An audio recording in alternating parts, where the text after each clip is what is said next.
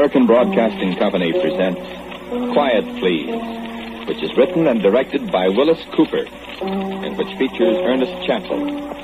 Quiet Please for today is called The Time of the Big Snow.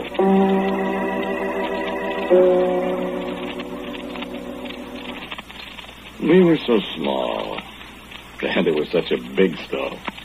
Wasn't it, dear? My, wasn't it? I remember. Remember it? It was the day after New Year's. It started on New Year's night. I remember. We hadn't had much snow that year. Only a little Thanksgiving Day.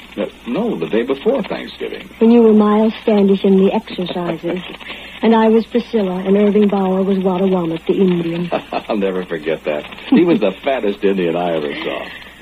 I can still hear him. Now Wattawamat can see by the fiery eyes of the captain. Angry is he in his heart, but the heart of the brave Wattawamat is not afraid at the sight. And then you handed him a bag full of bullets, and he dropped them and yelled, "Ouch!" And his Indian headdress fell off. And Mrs. Mavity was so mad. And then we went out. And it was snowing. Oh, but that was a little bit of a snow. Not like the big one. Not a bit like the big one. I remember Mama was just lighting the lamps, and I looked out the window, and I saw the first flakes coming down. And I said, "Oh, Mama, the old woman's picking her geese." My grandma always used to say just that. Everybody did when it started to snow. And I remember how I wanted to go out with my new sled that I got for Christmas. And my dad wouldn't let me. There wasn't snow enough. I know. But I was so disappointed. And I sat by the window and looked out and bawled till my dad spanked me. I had to carry in the coal. That was one time I didn't mind it because it was snowing. And it got dark so quick. We sat by the stove after supper, and Mama read us Whittier's Snowbound. I remember you told me. The next day, the day after New Year's. And we finally got out. Gee, it was so high. Almost up the top of the fence. Mama said not to go far because it was snowing so hard. Remember? They didn't want me to go out at all. They said I'd get lost. But I said I was going to be with you, with Ted. And Ted's a big boy. He won't let me get lost. We lived on South 5th Street then, didn't we? Mm-hmm. The houses were kind of far apart, kind of back from the street. There were big trees on each side of the street that almost met in the middle and that kept the snow from getting too deep out in the street. I dragged you along on your sled. Me with my new .22 rifle I got for Christmas. There was hardly anybody on the street. Everything was so white, so quiet. We heard sleigh bells, remember? It was Mr. Dittmer. The mailman in his cutter. Yeah, wasn't it pretty, Kate, how that old horse of his... Her name was... That's right, Queen. How Queen's hoofs made the snow fly without making any noise at all. Only the sound of the sleigh bells. When we got out of his road, Mr. Dittmer dashed on past his cutter all bundled up. Yeah, it was cold, too, wasn't it? We were bundled up, too. I had on my red tassel cap, I remember. You had on that little squirrel skin muff and red mittens. Mm-hmm. We were 7 years old. So happy. That was a long time ago. And my, how the snow was coming down. You could almost see it getting deeper and deeper. We could hardly tell where we were. Was that Morris's house there on the right, or was it Waltmeyer's? It was fun, wasn't it, Kate? Just the two of us alone together in a great, big, white world.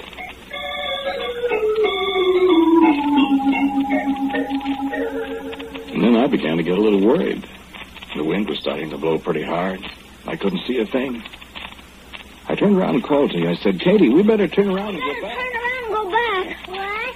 I said we better turn around and go back. I can't see where I'm going. Scaredy cat? No, I'm not scared. We might get lost, and you know what? What? I don't want to get no spanking. Your mother won't spank you? Yes, she will. She said to stay right near home. Well, we're right near home. Yeah, but I don't know where.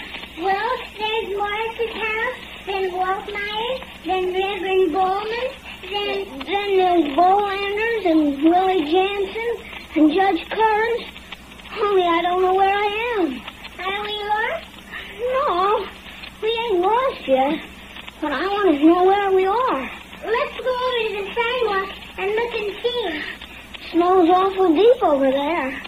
Well, if you can't pull it, let's do it. I'll get off and walk. You can help me pull it. All right. Nice. Isn't it fun? Oh, I'm cold. Sissy. Come on and help me with this sled. Sissy. Shut up. Where are you going? The sidewalk's over here. Tis not. It's this way. Tis not. Tis top. Yes, I know. Besides, you told your mother you wouldn't get lost if you was with me. Well, don't you get me lost. Come on now, right this way. Nice. It is deep, isn't it? Sure is. I don't see the trees. They're right here. Come on. Nice. This is like being explorers, isn't it, Teddy? Sure. Look out for the polar bears. Oh, I'm not afraid of any old polar bears. I'd shoot them anyways. Seals, though. What about seals? They bite. I'd shoot the seals, too, and get you a sealskin coat. I don't see the sidewalk, Teddy. It's right here. Where? In a minute. My, this is deep snow. I bet it's the deepest in the world. Yeah. See, there's a sidewalk. No, it ain't. I told you it was that way. Come on, I know where I'm going. I'm cold. You see? See what? See what, Teddy? Well, stop calling me Teddy. My name's Ted. Oh, did you fall down? It's so deep. Where are we, Teddy? Ted? You scared? No. Well, come on. The sidewalk's right here. No, it isn't. It's the other way. Well, all right, let's see. It's right over there.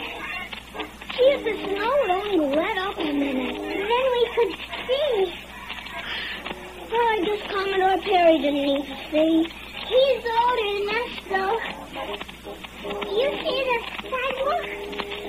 I can't see anything. I'm getting awful tired. Put your arms around me. I don't think I could walk another step. You want to stop and rest? No. We'll rest when we get to the sidewalk. All right. Hang on to me, then. It's this way. No, you're going wrong. It's this way. And then the wind came up stronger. The snow was a solid white wall before us. Of course, it's true we were both very small, but nevertheless it was a deep snow and growing deeper by the second. I don't know how long we wandered, but my legs were getting awfully tired. I was staggering a little. The sled seemed to be dragging us backward as we struggled along. And I admit that I, the intrepid explorer, I was very close to tears. Only the thought of Kate's reaction to my tears kept me from busting out bawling. And then I smacked full force into something solid, and I saw a million stars. Ow! What's the matter? I bumped in my head. How? I bumped into a tree. A tree? Where? Right here. Ow. Well, anyways, I found the sidewalk. Now we'll see where we are. Maybe if we knock on somebody's door, somebody will take us home. My nose hurts. I'll get some arnica or something from the people in the house. Yes, but where's the house? It's right up here. Maybe it has to be right up here. Maybe we should holler. Here, let's do. Hey! Willie Jansen! Hey! How do you know that's Willie Jansen's house? Well, whoever it is. Hey! Now listen. Did you hear something? I thought maybe I heard a door open.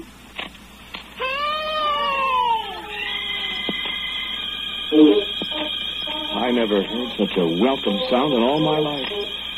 Did you, Kate? I should say not. I know what I thought of.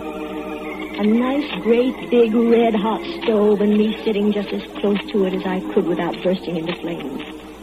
And steam rising up from our wet clothes. And the good smell of coffee and fresh-baked bread coming from the kitchen. Yeah, I thought about coffee, too, even though my mother never let me taste it. And I thought, my, maybe they'll have some oyster stew. Only it's kind of early in the day for people to have oyster stew. That's for tonight. But maybe a cup of cocoa. There'll probably be Albert Morris or Willie Jansen or Edith Bolander to help drink the cocoa, eat the oyster stew if they have any. And I tell you, I just crashed my way through the snow toward the sound of that voice we'd heard calling. Then suddenly Katie yelled, I see the house. I see the house, Daddy. Hurry, hurry. I see it. I see it. Hurry. Whose house is it? I can't tell. Oh, here's a step. Hello. There isn't anybody, Teddy. Oh, they went inside, silly. Think they're going to stand out here in the snow and they don't have to? Oh. Well, now, I'm going to get my mittens off.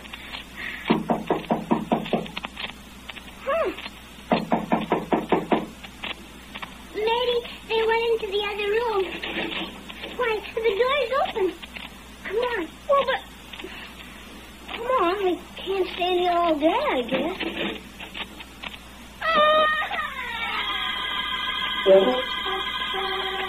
There wasn't any nice, big, red-hot stove. There wasn't any oyster stew either. Or coffee. Or cocoa. There wasn't anything. The house was empty. Katie and I walked into the big, bare, empty room. And it was almost as cold in there as it was outside.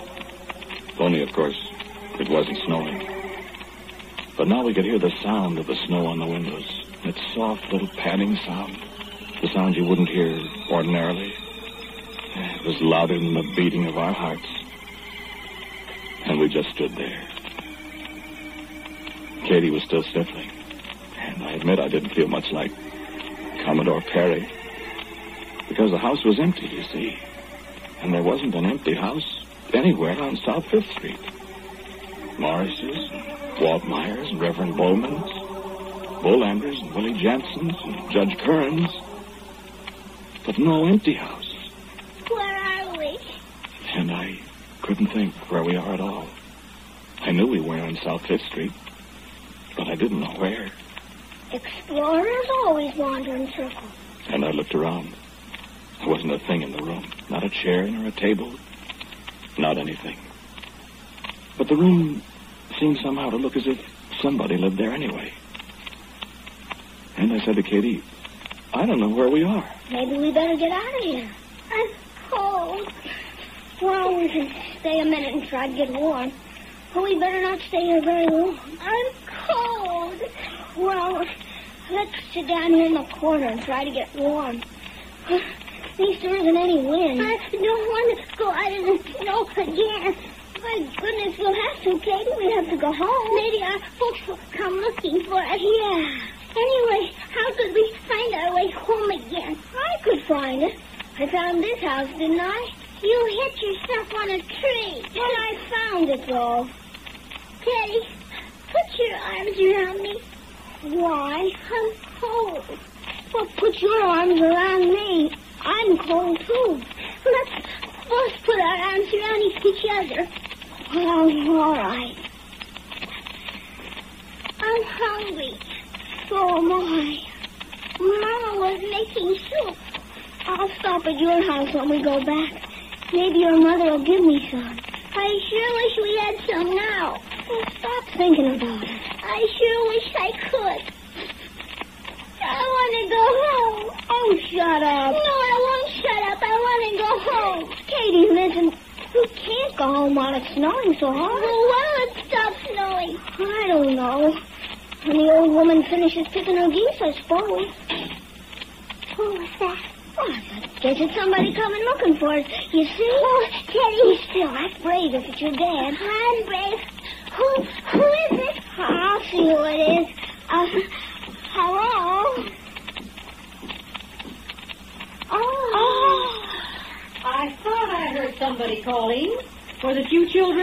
Yes, ma'am. Yes, ma'am.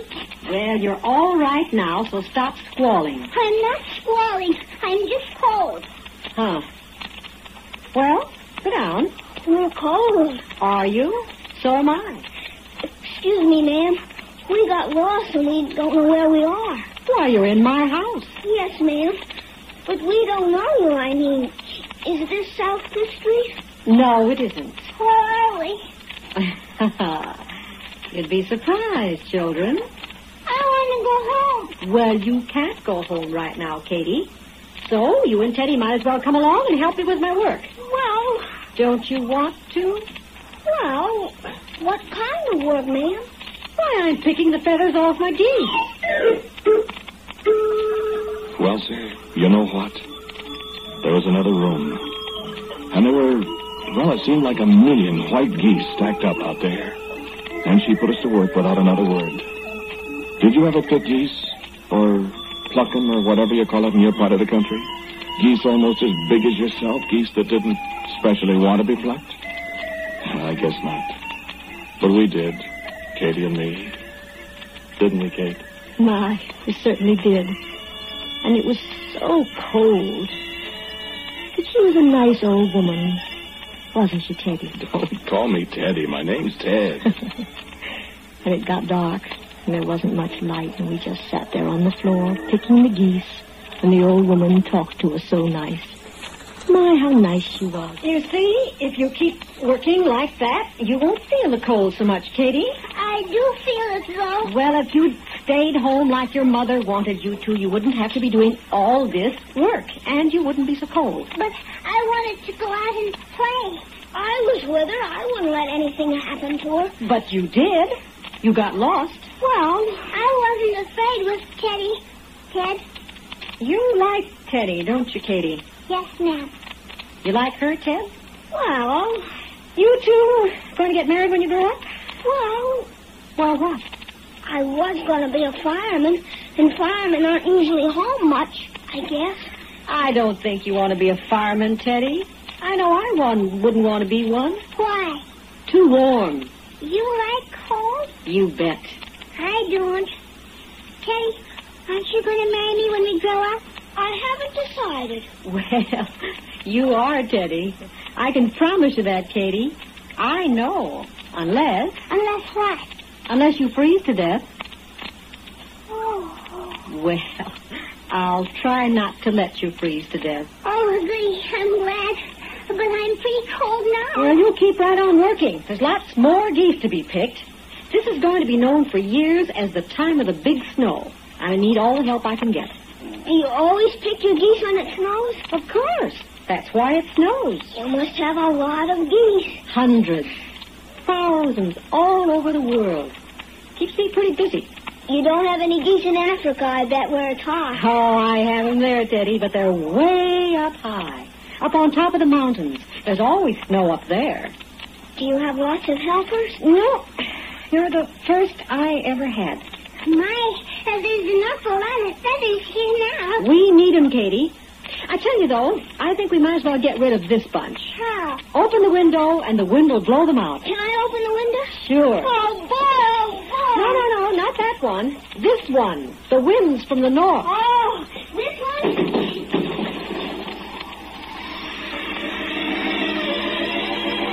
And the wind came reaching right in, and the white feathers flew out the open window with it. Katie and I gathered up great armloads of the feathers and tossed them out the window and laughed as the wind whirled them high in the air.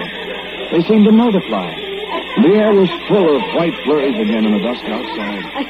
We laughed some more, and the old woman laughed with us. My gracious. We did that just in time, didn't we? It had pretty near stopped. You know what? I bet we're the first people that ever helped it snow. Are we, Nan? You certainly are, children, and you're doing a very good job of it. I don't know but what I'll have to call on you again to help me. Not till we get warm, though.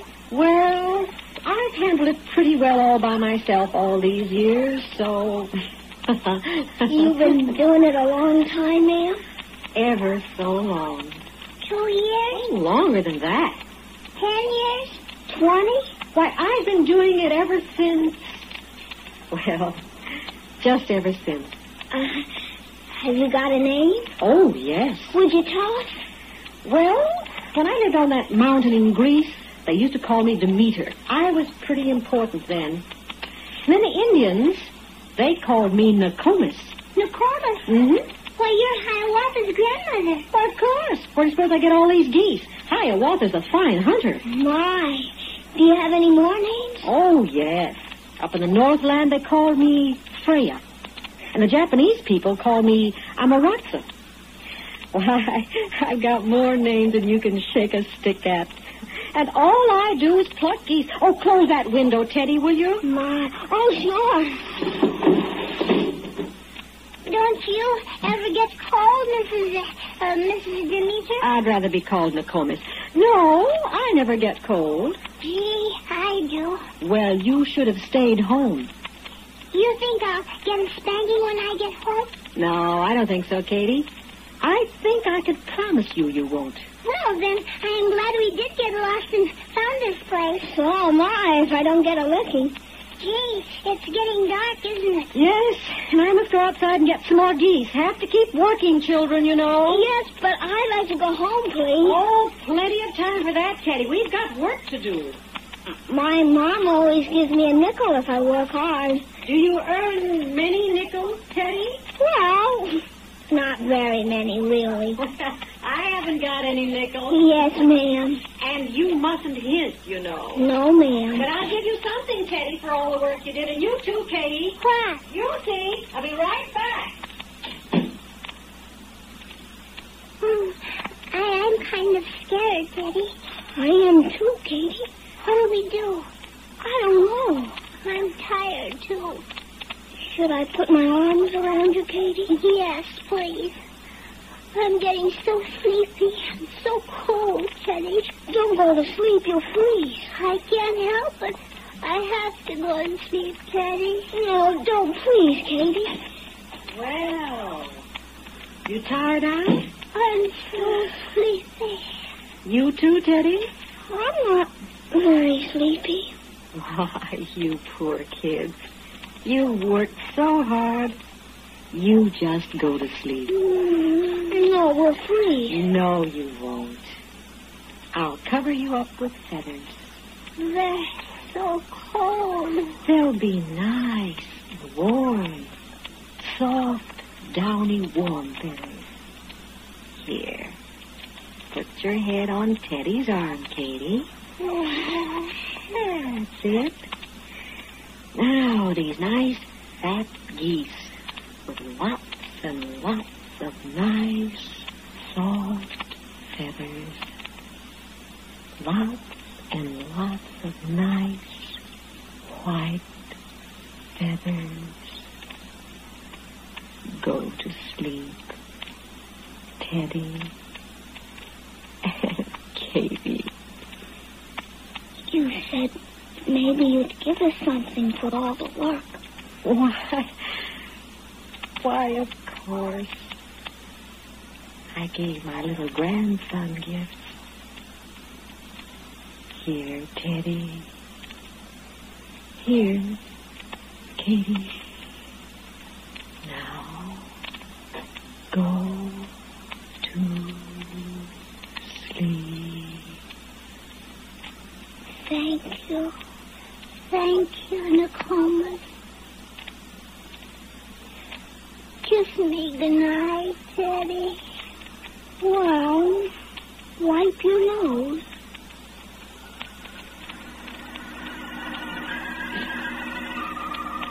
And the very last thing I remember was the feathers.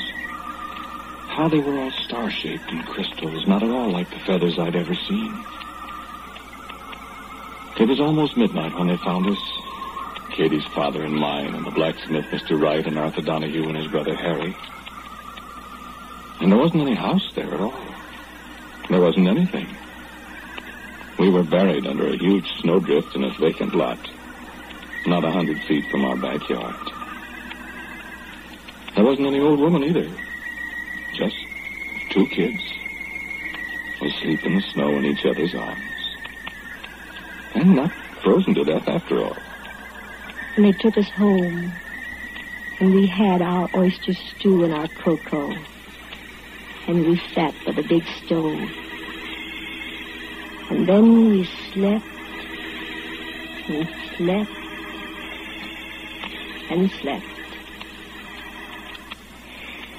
And neither one of us ever did disobey our parents again. Did we, Ted? Well, hardly ever, darling. But we never did tell anybody before because they wouldn't have believed us. They'd have said it was a dream. But how could we both dream the same dream? And we did get married just as she said we would. And we still have got that little red clay peace pipe just like Hiawatha. And the little bow and arrow she gave us. And besides it. Wait a minute.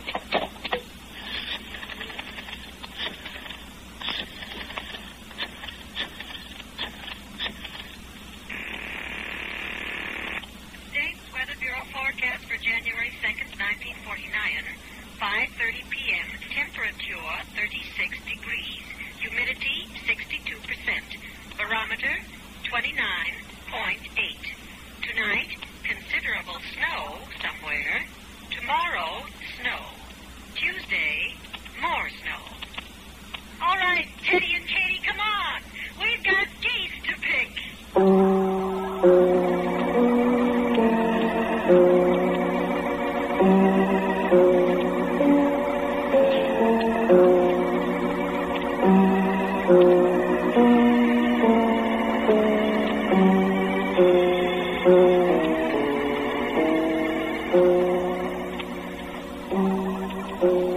The title of today's Quiet Please story is The Time of the Big Snow. It was written and directed by Willis Cooper. The man who spoke to you was Ernest Chappell. And Kate was Abby Lewis. Teddy was Sarah Fussell. Katie was played by Cecil Roy. And the old woman was Vicky Bola. As usual, music for Quiet Please is played by Albert Berman. Now, for a word about next week, our writer-director, Willis Cooper. Thank you for listening to Quiet Please. Next week, I have a story for you that I call The Biography of a Character. And so, until next week at the same time, I am quietly yours, Ernest Chappell.